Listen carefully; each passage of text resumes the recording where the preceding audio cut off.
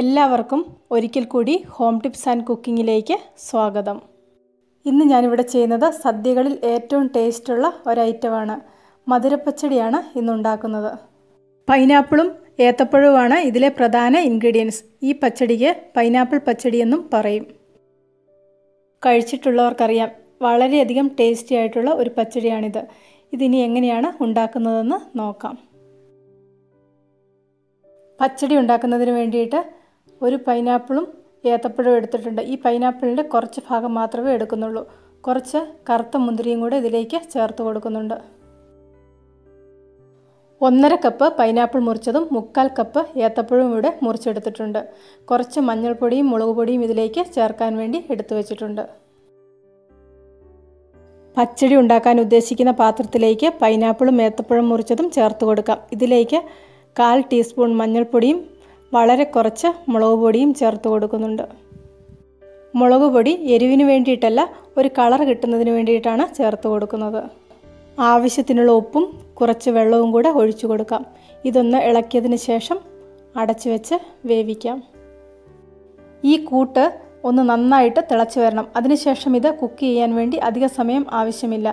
5 മിനിറ്റിനകം തന്നെ ഇതിലേക്ക് അരപ്പ് ചേർത്ത് കൊടുക്കും. തിളച്ച് കുറച്ച് കഴിയുമ്പോൾ തന്നെ പൈനാപ്പിളിൻ്റെ മണം വരാൻ തുടങ്ങും. ഈ മണം വരുന്നതാണ് ഇതിൻ്റെ കറക്റ്റ് പാകം. ഈ സമയം ഇതിലേക്ക് വേണ്ട അരപ്പ് തയ്യാറാക്കാം. അതിനു വേണ്ടിയിട്ട് 1/2 കപ്പ് തേങ്ങ ചിരകിയതും 3 പച്ചമുളകും എടുത്തിട്ടുണ്ട്. 1/2 ടീസ്പൂൺ കടുകും കൂടെ അരയ്ക്കുന്നതിലേക്ക് ചേർക്കുന്നുണ്ട്. വളരെ കുറച്ചളവ് ജീരകമാണ് ഇതിലേക്ക് ചേർത്ത് കൊടുക്കുന്നത്. 1/4 ടീസ്പൂൺ ജീരകമേ ഇതിലേക്ക് ചേർത്ത് കൊടുക്കുന്നുള്ളൂ. ജീരകത്തിൻ്റെ ടേസ്റ്റ് ഒട്ടും മുന്നിൽ വരാത്ത രീതിയിലാണ് ജീരകം ചേർത്ത് കൊടുക്കുന്നത്. എന്നാൽ ആ ജീരകം ചേർത്തതിൻ്റെ ആ നല്ലൊരു ടേസ്റ്റും കിട്ടും. എടുത്തു വച്ചിരുന്ന ചേരുവകളെല്ലാം മിക്സിയിലേക്ക് ഇട്ട് കൊടുത്തിട്ടുണ്ട്. ഇനി ഇതിലേക്ക് വളരെ കുറച്ച് വെള്ളവും കൂടി ഒഴിച്ച് ഇത് നന്നായിട്ടൊന്ന് അരച്ചെടുക്കാം. അരപ്പ് ഇവിടെ റെഡി ആയിട്ടുണ്ട്. ഇതിനി വെന്ത് വന്ന കൂട്ടിലേക്ക് ചേർത്ത് കൊടുക്കാം. മിക്സിയിൽ വളരെ കുറച്ച് വെള്ളം ഒഴിച്ച് അതും കൂടി ഇതിലേക്ക് ചേർത്ത് കൊടുക്കുന്നുണ്ട്. അരപ്പ് ചേർത്തതിന് ശേഷം ഈ കൂട്ട് നന്നായിട്ടൊന്ന് തിളച്ച് വരണം. കൂട്ട് തിളച്ച് വരുന്ന സമയത്ത് മിക്സിയിൽ 1/4 കപ്പ് തൈര് ചെറുതായിട്ടൊന്ന് അടിച്ചെടുക്കാം. ഒറ്റ പ്രാവശ്യം കറക്കിയെടുക്കുന്നതേ ഉള്ളൂ. അടുത്തതായി ഇതിലേക്ക് ചേർക്കേണ്ടത് പഞ്ചസാരയാണ്. 2 സ്പൂൺ പഞ്ചസാരയാണ് ഞാനിവിടെ ചേർത്ത് കൊടുക്കുന്നത്.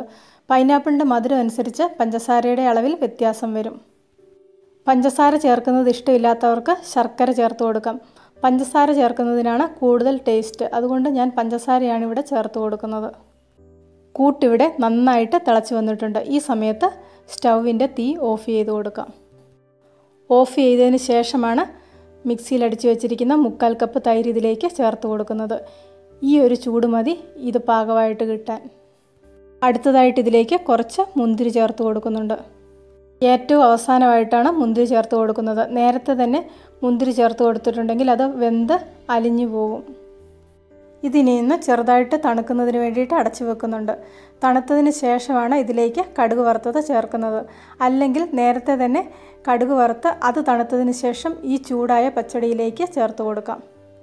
കുറച്ച് വെളിച്ചെണ്ണയിൽ കടുകും കറിവേപ്പിലയും വറ്റൽമുളകും കൂടിയിട്ട് കടുക് പൊട്ടിക്കാം. ഇതിനി പച്ചടിയിലേക്ക് ചേർത്ത് കൊടുക്കാം.